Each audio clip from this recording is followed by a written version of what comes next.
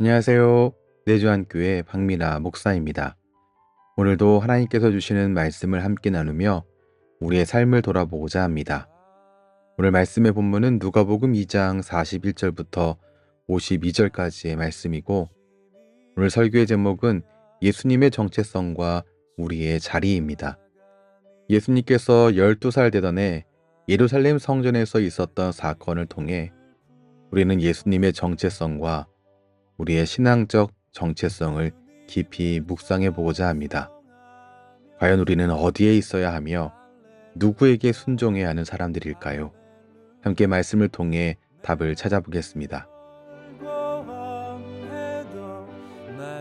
오늘 본문은 예수님이 12살 되던 해 예루살렘에서 유월절을 지키고 난 후에 가족과 떨어진 사건을 다룹니다. 이 이야기를 단순히 길을 잃은 아이의 이야기, 혹은 걱정하는 부모의 이야기로 생각할 수도 있습니다. 그러나 이 사건은 그 이상의 의미를 가지고 있습니다. 이 사건은 예수님이 단순한 소년이 아니라 하나님의 아들이심을 드러내는 중요한 사건입니다. 예수님으로 인해서 마리아와 요셉은 2번 놀랐습니다. 오늘 2장 45절과 46절 말씀 보면 예수님이 없어졌다는 것을 깨달은 요셉과 마리아가 놀라움과 두려움 속에서 지나왔던 경로를 되짚어서 예루살렘까지 돌아갔다고 말하고 있습니다. 그 길을 되짚어 가면서 얼마나 후회하고 걱정하고 원망하고 기도했을까요? 사흘 만에 예수님을 성전에서 발견했을 때 그들이 받은 충격과, 그리고 또한 반대편의 안도감, 이건 이루 말할 수 없었을 것입니다. 그런데 예수님이 성전에 머물러 있었다는 그 사실보다 더 놀라운 일이 있었습니다. 그것은 예수님이 성전의 선생들과 대화하고 계셨다는 사실이었습니다. 더군다나 예수님은 46절 보면 선생들 중에 앉아 있었다라고 말하고 있습니다.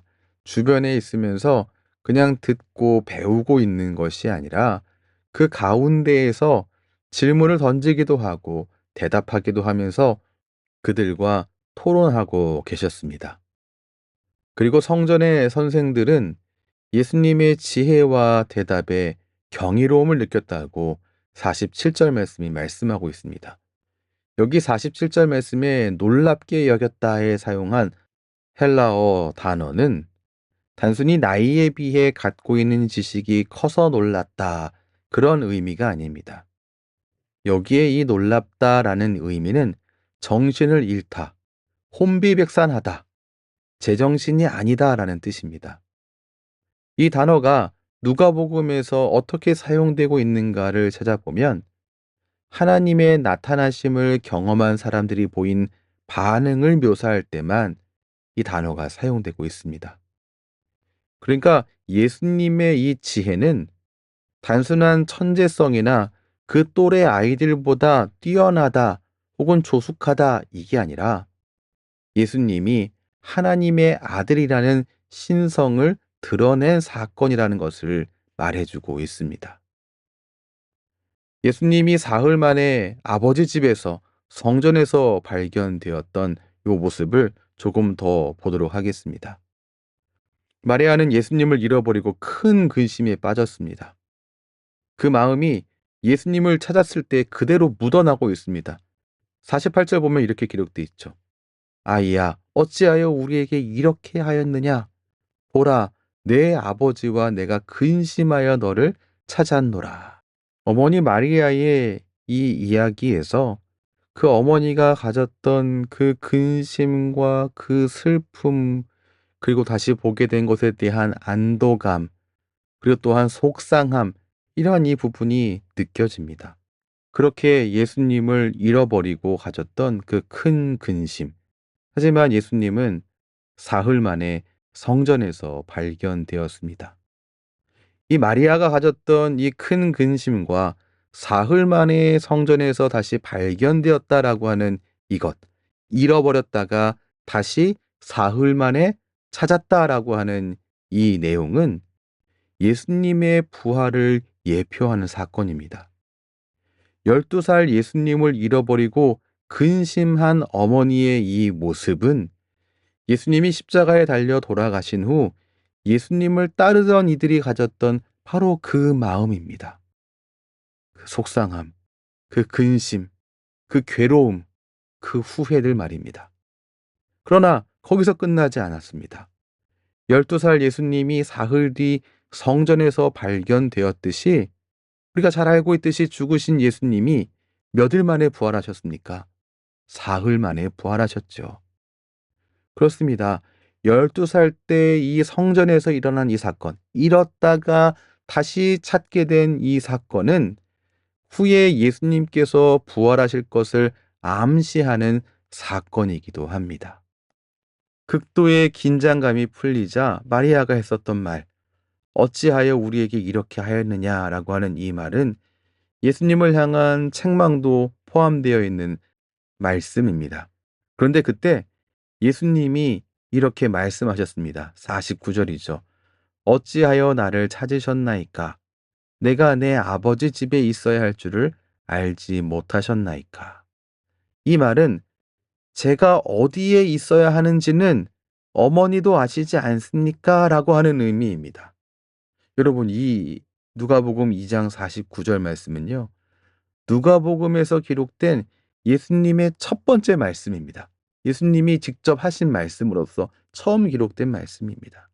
이 처음 기록된 이 말씀에서 예수님의 정체성과 예수님의 사명이 명확히 드러납니다. 예수님이 누구를 아버지라고 부르고 있습니까? 하나님이죠. 예수님이 해야 할 일이 무엇입니까? 아버지께 순종하는 것, 하나님 아버지께 순종하는 것이다라고 말씀하고 있습니다. 예수님은 자신의 정체성이 어디에 있어야 하는지를 잘 알고 계셨습니다. 이 땅에서 육신의 부모에게 속한 것이 아니라 하늘 아버지께 속한 분이라는 사실을 분명히 이 사건을 통하여서 밝히고 계십니다. 말씀을 정리하겠습니다. 이 사건은 여러 사춘기의 반항 이야기들 중에 포함돼서 예수님도 반항했다 이렇게 쓰일 수 있는 이야기가 아닙니다. 혹은 아이를 잃어버린 부모의 경험 이야기 그것도 아닙니다. 이 사건은 예수님이 누구신가? 예수님이 누구에게 순종해야 하는가? 예수님은 어디에 속했는가라는 질문을 던지는 사건입니다. 예수님은 요셉과 마리아에게 순종해야 하는 것이 아니라 하늘 아버지께 순종해야 했습니다. 심지어는 그 순종이 부모에게 고통을 주더라도 예수님은 하나님의 뜻을 따라야 했습니다. 오늘 우리도 이 질문 앞에 서야 합니다. 성도인 우리는 어디에 있어야 하는가? 성도된 나는 누구에게 순종해야 하는가? 우리는 어디에 속한 사람입니까? 세상의 가치관을 따라 살아가는 사람입니까? 아니면 하나님의 자녀로서 살아가는 사람입니까?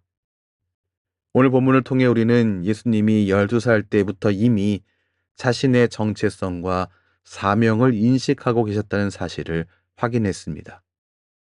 예수님은 천재 소년이 아니었습니다. 그분은 하나님의 아들이었으며 자신의 사명이 무엇인지 분명히 알고 계시고 그것을 따르셨습니다. 오늘 이 아침 우리도 스스로에게 이 질문을 던졌으면 좋겠습니다.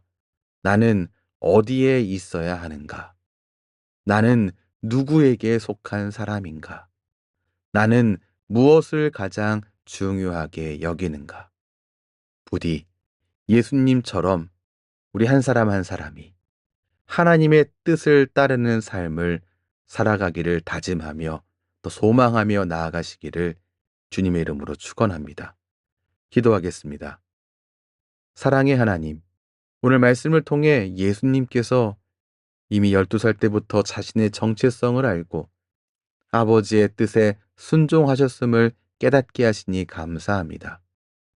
우리가 세상 속에서 흔들릴 때 예수님처럼 하나님 아버지께 속한 자임을 기억하게 하시고 우리의 삶의 자리도 하나님의 뜻 안에서 찾게 하여 주옵소서.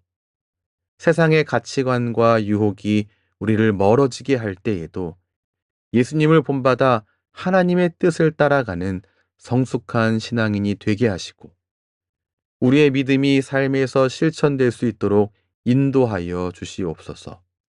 예수님 이름으로 기도합니다. 아멘. 주님을 찬송하면서 오늘도 하나님의 말씀을 함께 나눌 수 있어서 감사했습니다. 예수님께서 어디에 속해 계셨는지, 그리고 우리는 어디에 있어야 하는지를 다시 한번 생각하며 살아가시기를 소망합니다. 오늘도 함께 해주셔서 감사합니다. 그럼 다음 시간에 다시 뵙겠습니다. 지금까지 내주한 교회의 박미나 목사였습니다.